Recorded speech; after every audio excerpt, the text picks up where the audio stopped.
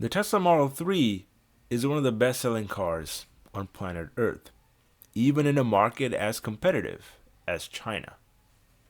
The minimalistic, customer-centric, and practical focus of both the Model 3 and Model Y have led to a significant amount of success for Tesla's business strategy in Europe, China, and the United States, not only for customers but also for the company itself, resulting in ridiculously high profit margins. But folks, at least in China, that lead is at significant risk because of competition that is heating up in the most competitive price range yet, $16,000 to $25,000 US. That's right, folks. XPeng Motors, a startup out of China, has just released an EV for the mass market, starting at a base price of just $16,000 US. This is a direct competitor to the Tesla Model 3 with similar range, similar power, similar dimensions, and a similar target audience, but starting at a price that is almost half as much. And no, this isn't a dud. It's a car that actually has good features for the money, like driver assistance, software, ambient lighting, and a really comfortable interior. At a launch event earlier today in Beijing, the company released the MONA M03 electric sedan, starting at a price of 119,000 yuan, which ended up being significantly lower than what the company itself predicted a few months ago of 135,000 yuan. This makes the MONA M03 the least expensive of XPeng Motors' models on sale, which include a minivan, an SUV competing with the likes of the Tesla Model X, a crossover called the G6, and a bunch of other sedans with hit or miss sales success over the past few years. And what's exciting here is that this car has had pretty good initial acceptance with over 10,000 firm orders in just 52 minutes. How exactly can this company reduce costs so significantly to undercut something like Tesla's Model 3?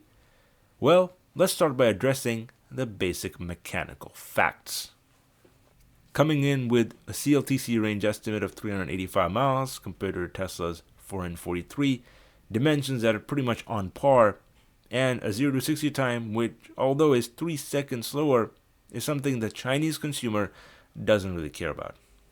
What the Chinese consumers care about more is practicality, ease of use, and a distinguishing wow factor in the midst and flood of the markets in the country. And why does that matter? Well, because there's significant amount of competition in this space, which I'm sure you've already heard about. We have a smartphone maker now also entering the market by the name of Xiaomi with their SU7, which although has had mixed reviews, is still selling in the top 20 already of total battery electric sales just over the last 7 days.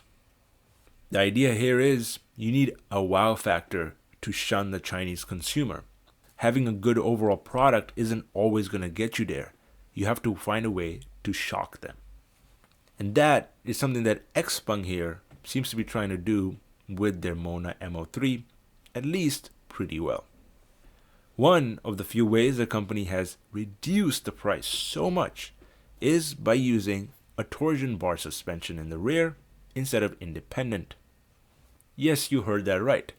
This is something that many automakers haven't gone down the path of because of the advancements and maturity of the multi-link independent suspension setup, as well as the comfort and driving performance it provides. But a torsional beam on the left is just as reliable as the independent and has been around for a longer time, with most cars in the 90s, 80s, and 70s using it for suspension purposes. And as it turns out, most people who drive these cars are not going to notice any driving dynamics differences, especially at the price point that we're talking about here with XPeng's M03. One of the benefits of this sacrifice is a record-leading trunk space of 621 liters with the hatchback form of this so-called sedan, which is certainly a trade-off many people, including myself, are worth paying. What's more is that this car doesn't have a heat pump, AC, and heating system. Instead, it has a regular PTC resistive heater, which will significantly hurt efficiency at extreme loads, but again, something that the consumer will not notice a difference for. China already happens to be a country where, at least near the metropolitan areas, there isn't a significant amount of climate fluctuation and temperature deltas over the seasons, unlike somewhere in Canada or in Europe, which is why this is yet another sacrifice worth making from an engineering and product standpoint.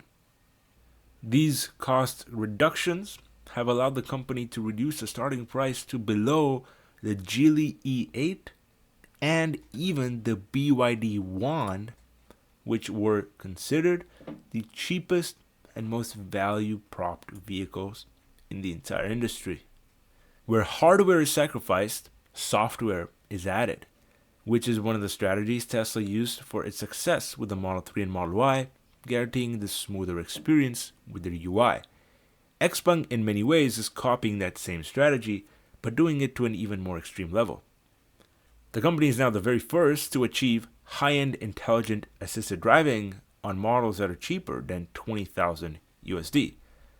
The company now has a goal to deliver this same experience as seen overseas on robo-taxis like the Waymos and the Cruises of the world with its XNGP software within 18 months from now, which means essentially that level 3 software capabilities are coming to cars that cost less than 25 grand. That is a pretty big deal, especially for consumers who are tech focused, like in China. Now, whether or not this car is the turnaround we're hoping for XPeng Motors, which sold around 30,000 units in the second quarter, still way behind the likes of Tesla, BYD, and even Geely or Zeekr, only time will tell.